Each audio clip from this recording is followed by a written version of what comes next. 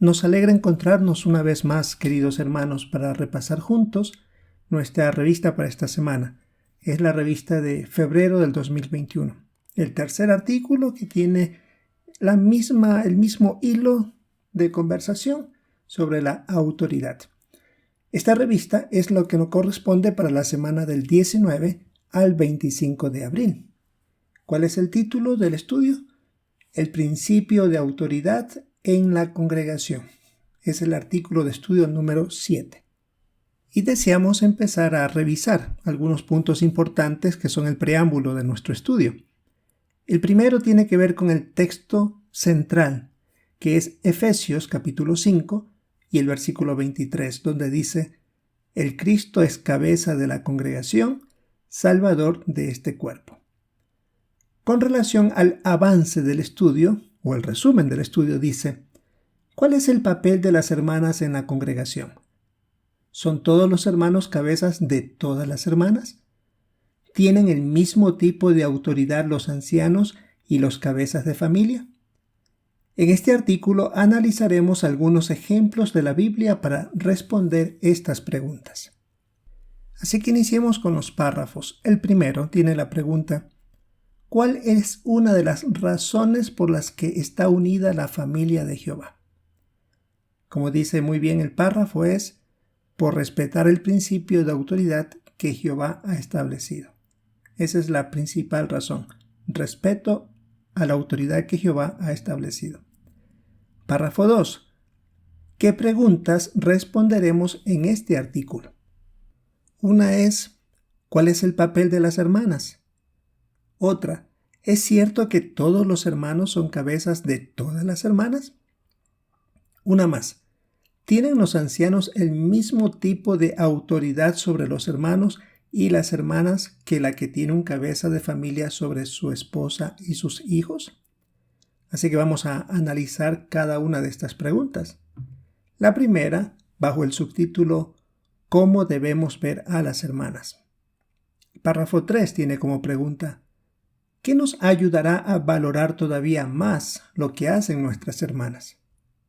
Es importante que analicemos la manera como Jehová las ve, como Jesús las vio cuando estuvo en la tierra, y también cómo el apóstol Pablo trató mientras estaba junto a estas hermanas.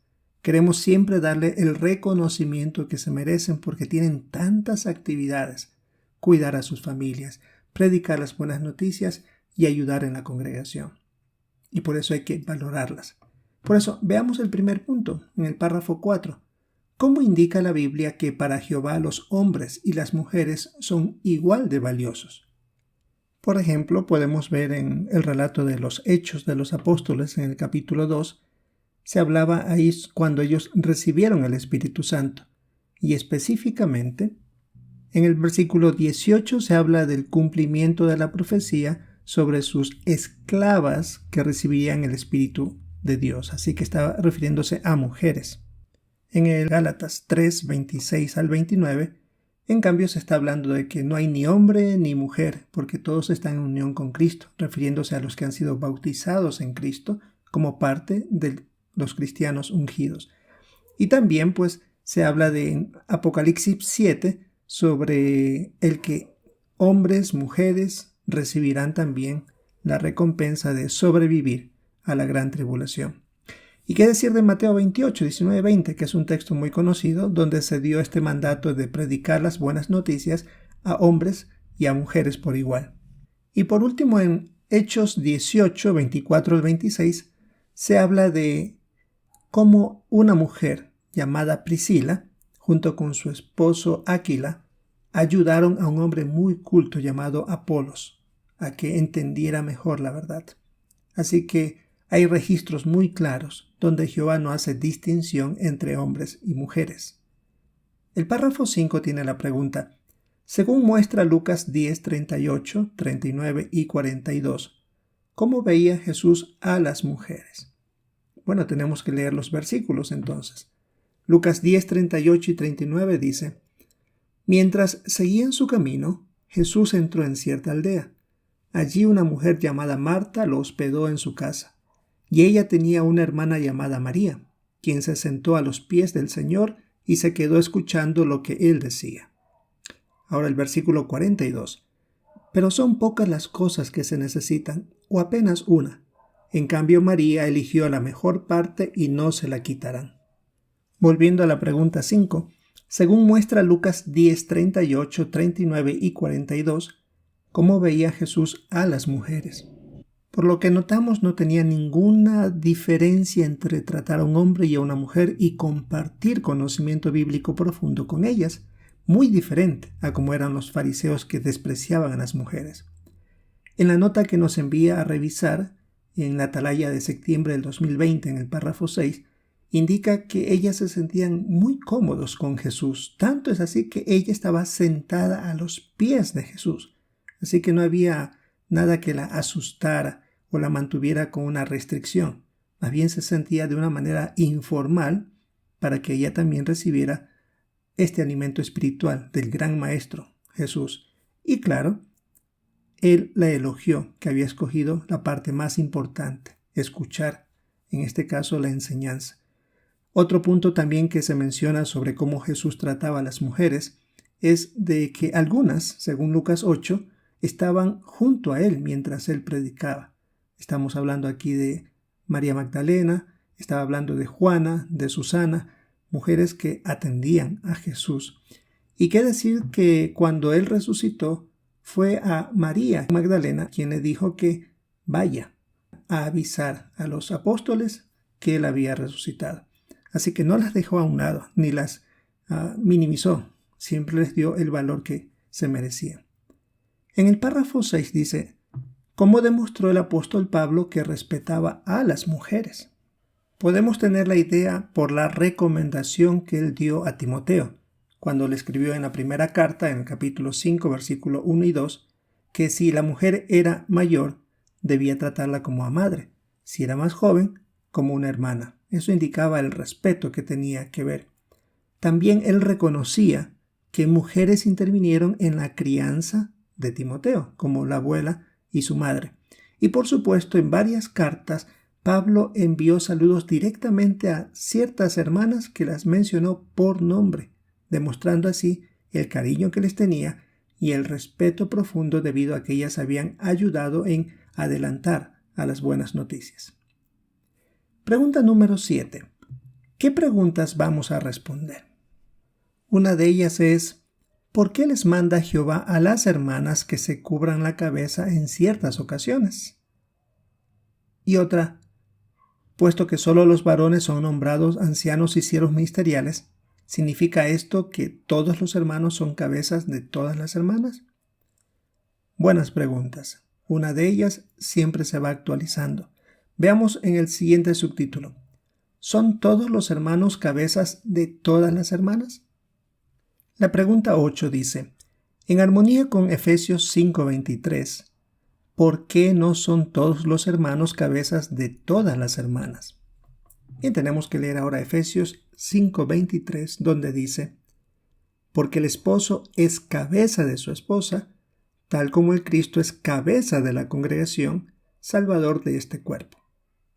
Recordando la pregunta decía, en armonía con Efesios 5:23, ¿por qué no son todos los hermanos cabezas de todas las hermanas? Porque el texto es muy claro, el cabeza de todos, incluyendo a las hermanas, es Cristo, no los ancianos o cualquier hermano de la congregación.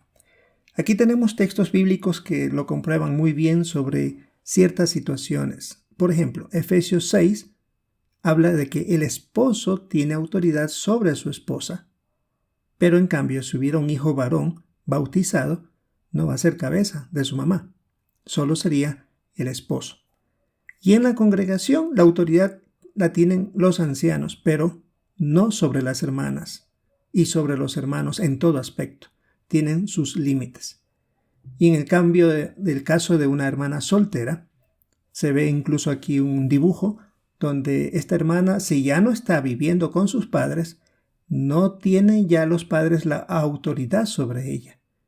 Respeta ella a los ancianos, pero tampoco los ancianos tienen la autoridad sobre ella en su totalidad. En este caso, como dice Efesios 5:23, el cabeza de esa hermana soltera es Jesús. Y tenemos aquí otro recuadro donde se pinta para mayor entendimiento. Está Jesús como el cabeza de la congregación y ahí se puede ver que él ejerce gobernación sobre la congregación, sobre la familia y sobre las hermanas solteras. Y ya ciertos límites de autoridad está, por ejemplo, los ancianos sobre los hermanos y hermanas que tienen límites en su autoridad, el cabeza de familia sobre los miembros de su hogar y una hermana soltera, pues su cabeza sería Cristo. Ahí está un cuadro muy bien explicado para que nosotros podamos entender estos detalles. Entremos ahora en un tema bastante importante e interesante que hay que entenderlo. En el párrafo 9 dice: ¿por qué deben cubrirse la cabeza las hermanas en algunas ocasiones? Deben hacerlo por respeto a Jehová y la autoridad del hombre recibida de parte de Jehová. El texto aquí que aparece en el párrafo 9, que es primera carta a Timoteo 2:12, es muy bueno, porque esto aclara mucho lo que en los últimos años he estado observando de mujeres que son las que enseñan desde el púlpito a otros. Y el texto de primera Timoteo 2:12 dice: no permito que la mujer enseñe ni ejerza autoridad sobre el hombre, más bien debe estar en silencio, refiriéndose a enseñanza hacia otros hombres. Por esa razón es que aquí se indica que Jesús nombró al hombre como cabeza en la congregación. Ahora, la pregunta decía: ¿por qué deben cubrirse la cabeza las hermanas en algunas ocasiones?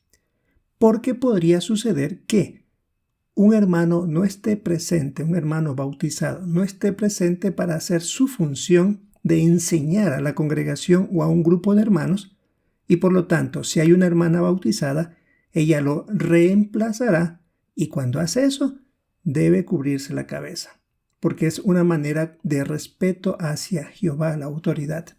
Y eso está puesto aquí en 1 Corintios 11, 4 al 7. Y ahí hay un recuadro que menciona cuándo debería una hermana cubrirse la cabeza. Revisemos este recuadro que está a continuación. Bien, empecemos revisando la fotografía que tenemos aquí.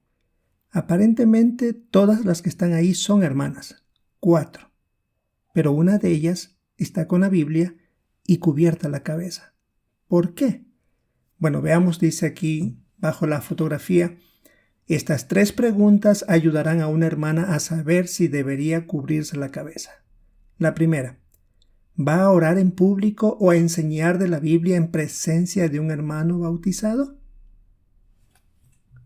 Y una nota que tenemos aquí es: esto incluye cuando el esposo o varón bautizado está cerca, tal vez atendiendo otros asuntos y puede ver y oír lo que sucede. Por poner una situación, que la hermana va a conducir un estudio bíblico y su estudiante está ahí en la casa de la hermana y el esposo está tal vez en la cocina y puede escuchar lo que la hermana está enseñando. En ese caso, ella debe cubrirse la cabeza. ¿O qué tal si no es su esposo, pero ella tiene que enseñar algo de la Biblia o tal vez orar en público aunque hay un hermano bautizado? Y uno dice: pero si el hermano está bautizado, él podría hacer la oración. Y supongamos que el hermano tiene restricciones como una censura tal vez y no está autorizado para orar. Ella debería hacerlo, aunque el varón esté ahí, ella debería cubrirse la cabeza. Veamos la segunda pregunta. Aunque no esté presente ningún varón bautizado, ¿va a realizar una tarea que normalmente se le asignaría a un hermano bautizado? Sí, tiene que cubrirse la cabeza. Ahí podemos regresar a la fotografía que vimos de las 4 hermanas. ¿Por qué está ella cubierta si son todas hermanas? Pues porque es el grupo de predicación. Tal vez no llegó ningún varón bautizado para que saque el grupo, para que dé unas cuantas recomendaciones, algunos recordatorios. ¿Qué hace ella? Reemplaza a un varón que debería hacer esa función. Y como está reemplazando al varón, entonces tiene ella que cubrirse la cabeza como diciendo: bueno, voy a hacerlo, Jehová me va a observar, los ángeles me van a observar, entonces me cubro por respeto a todos ellos. ¿Por qué podríamos pensar que es el grupo de predicación? Porque sobre sus rodillas están ahí unos tratados. Así que no es un estudio bíblico posiblemente. Y la compañera no está con un tratado. Posiblemente ella está repasando algunas sugerencias para predicar. Está haciendo la función que debería hacer un hermano. Y ahí debe ella cubrirse. Y la tercera Pregunta es, si está casada, ¿está presente su esposo mientras ella ora en voz alta o les enseña a otros de la Biblia? Tenemos aquí otra nota que dice, esto incluye cuando el esposo o varón bautizado está cerca, tal vez atendiendo otros asuntos y puede ver y oír lo que sucede. De nuevo, puede que esté enseñando a una mujer en un estudio bíblico, pero el esposo está por ahí cerca. Así que esa es una manera de respeto por la autoridad. Como dice en la parte final, si la respuesta a algunas de estas preguntas es sí, entonces la hermana debe cubrirse la cabeza. Si la respuesta a todas estas preguntas es no, entonces no es necesario que se cubra. Y otra nota al final nos envía al libro Manténganse en el amor de Dios, página 209 a 212, que analiza un poco más profundamente este asunto, pero es muy necesario que todas las mujeres bautizadas entiendan este punto. Un detalle adicional que se podría hablar aquí de un hermano bautizado es si al lado de ella, mientras conduce un estudio bíblico, está el hijo de la hermana y es bautizado, ya es un varón bautizado. Y aunque él no va a dirigir tal vez el estudio debido a que tiene poco conocimiento o entendimiento bíblico, y ella es la que dirige el estudio, por respeto a él, debe hacerlo porque ya es un varón bautizado. Algunos detalles menciona eso el libro Manténganse en el amor de Dios. Por eso es importantísimo que se lo lea. Ahora continuamos con el subtítulo La autoridad de los cabezas de familia y la de los ancianos. Párrafo 10. ¿Por qué podría pensar un anciano en ponerle normas a los hermanos de la congregación? Tal vez por el celo de ese anciano podría pensar que puede establecer normas, pensando, si un papá puede poner normas para su familia para cuidarlos, entonces tal vez pueda hacer lo mismo. Sin embargo, la autoridad tiene límites. Jehová, Jesús, les han dado autoridad a los ancianos, pero también tienen que cuidar de no pasar sobre la conciencia de ellos. Y es que en ocasiones hay hermanos que empujan a los ancianos a hacer eso porque dicen, hermano, tengo esta situación, ¿qué puedo hacer? Y el anciano se puede sentir tentado a decir, haga esto y esto y esto. Es decir, está diciéndole lo que ellos deben realizar. Y eso tampoco es lo apropiado. En el párrafo 11 dice, ¿qué aspectos tienen en común la autoridad de los cabezas de familia y la de los ancianos? Lo que Jehová desea en común es que se obedezcan en esas dos ocasiones.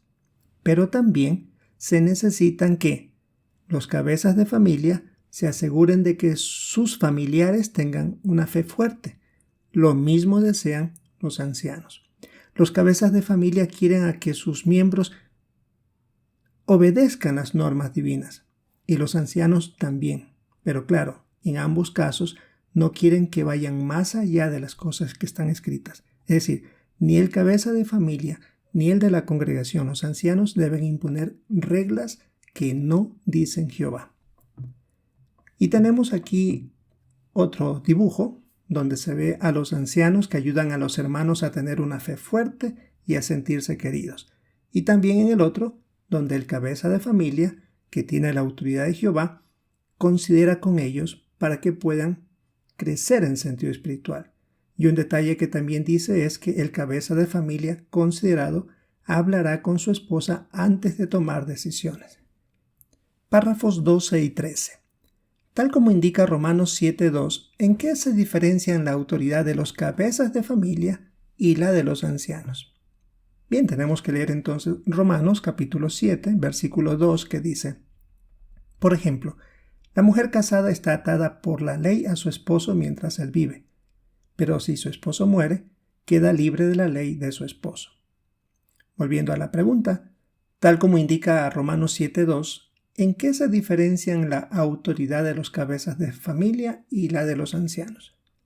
Hace un rato vimos sobre las similitudes, ahora veamos sobre las diferencias. La autoridad de los ancianos les permite servir como jueces y expulsar a los pecadores que no se arrepienten. En el caso de los cabezas de familia, dictan normas para aplicar dentro de su hogar. Por ejemplo, a qué hora deben llegar a sus hijos si es que tienen que salir, a qué hora deben entrar, si hay que disciplinarlos también hacerlo. Y claro, como indica aquí, lo mejor sería que se lo haga en consenso con la esposa, en conversación con ella para tomar las decisiones más apropiadas. Y aquí se pone una nota al final del párrafo donde dice: en los párrafos 17 a 19 del artículo, respetemos el lugar de los demás en la Congregación de Jehová, de la Atalaya de agosto del 2020, se explica a quién le corresponde decidir a qué congregación irá la familia. Y un breve resumen que dice en el párrafo 18 es que el cabeza de familia es el que tiene que decidir a qué congregación asistirá. Y claro, indica que en este caso el resto tiene que aceptar la decisión porque tiene que sopesar el beneficio para todos y la razón por la cual tienen que asistir a una u otra congregación. Pasemos ahora al subtítulo Respetemos a Cristo, cabeza de la congregación. La pregunta 14, la parte A. En vista de lo que dice Marcos 10:45, ¿por qué es lógico que Jehová nombrara a Jesús cabeza de la congregación?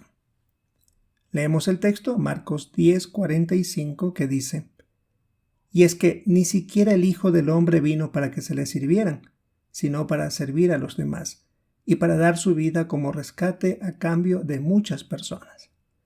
Volviendo a la pregunta, en vista de lo que dice Marcos 10:45, ¿por qué es lógico que Jehová nombrara a Jesús cabeza de la congregación?